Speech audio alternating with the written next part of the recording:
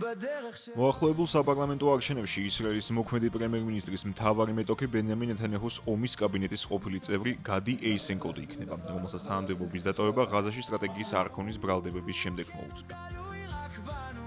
პირდაპირ, ასე ქვია ცენტრისტი პოლიტიკოსის პარტიას, რომელმაც წინასაარჩევნო კამპანია უკვე დაიწყო, თუნდაც მოქმედი ხელისუფლების ქმედებების კრიტიკით და სახელმწიფოებრივად არასწორ ნაბიჯებზე მიტიტებით, რაც, როგორც ამბობს, ისრაელს საერთაშორისო არენაზე გამოუსწორებელ ზიანს აყენებს. ეს ხელმძღვანელობა ცრუობს, თითქოს მათ არ აქვთ არჩევანი გარდა ქაოსისა, რომელშიც ცხოვრობ და რომელიც შუხს აჩაღებს. თითქოს მმართველობის ერთადერთი ფორმა არის ჩვენი დაყოფა. ამ გზამ მძიმე კრიზისამდე მიგვიყვანა. 7 ოქტომბრის მასობრივმა მკვლელობებმა, მოულოდნელობამ, ჩავარდნამ და მოვლენათა განვითარების მასშტაბმა ახალი სისხლის მდენი ჭრილობა გაგვიხსნა. ვალდებულები ვართ ღრმა და გადაუდებელი ცვლილებები გავატაროთ. ვთვლი, რომ ისრაელს აუცილებლად სჭირდება ერთგული, ღირსეული და ჭეშმარიტი სიონისტური ხელმძღვანელობა. ეს უნდა იყოს პოლიტიკური სახლი მოქალაქეებისთვის, რომლებიც სხვა ისრაელზე ოცნებობენ.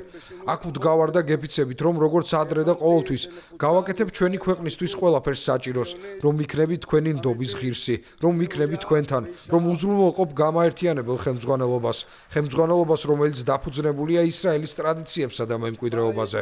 ვფიცავ, ვიქნები ისრაელის ყველა მოქალაქის პრემიერ-მინისტრი.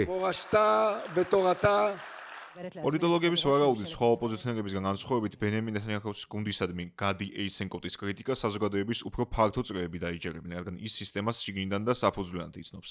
ქვეყნის მოქმედ პრემიერ-მინისტრის ეისენკოტი 2023 წლის 7 ოქტომბრის ტერორისტული დაჯგუფება ჰამასის მიერ ორგანიზებული თავდასხმების შემდეგ სტრატეგიულად არაკომპეტენტური და დამაზიანებელი პოლიტიკის გატარებაში ღიად დანაშაულებს. მკაცრად ითხოვს დამოუკიდებელი კომისიის შექმნას, რათა პასუხები გაეცეს დაზვერვით და სამხედრო ჩავარდნებს. მიუხედავად იმისა, რომ ნეთანიაჰუს ოპონენტი ემხრობა ისრაელის სამხედრო ოპერაციებს როგორც ღაზაში, ისე ლიბანსა და ირანში, მისი შეფასებით ყველა ამ წერტილში საბრძოლო მოქმედებები გრძელვადიანი გეგმის არსებობის გარეშე თელ-ავივს კარგს არაფერს მოუტანდა. ომი კი უნდა იყოს მხოლოდ უსაფრთხოების მიღწევის ინსტრუმენტი და არა მიზანი.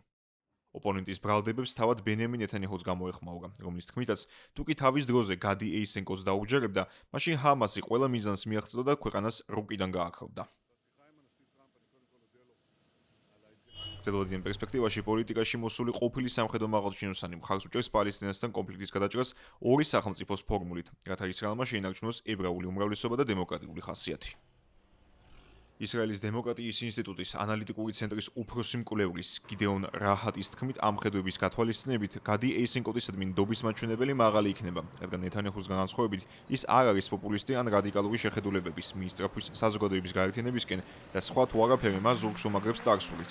ეისენკოტის ვაჟი ღაზაში საბრძოლო მოქმედებებისას დაიღუპა, რის გამოც ხალხის თვალში მისი რეპუტაცია გაიზარდა, როგორც ადამიანის, რომელმაც სამშობლოს წინაშე უმაღლესი ფასი გადაიხადა.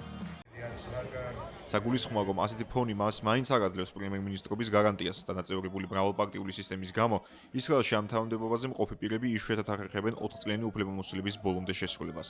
მიუხედავად ბენიამინ ნეთანიაჰუსადმი სკეპტიკური განწყობებისა, მის ნებისმიერ მეტოქეს გაუჭირდება ფართო კოალიციის ჩამოყალიბება პოსტიდან მის გადასაყენებლად, თანაც იმ დროს, როცა პოლიტიკური პარტიების ნაწილი სრულად ემხრობა ისრაელის სამხედრო ოპერაციების ამჟამინდელი ფორმით გაგრძელებას როგორც ლიბანში, ისე ღაზაში.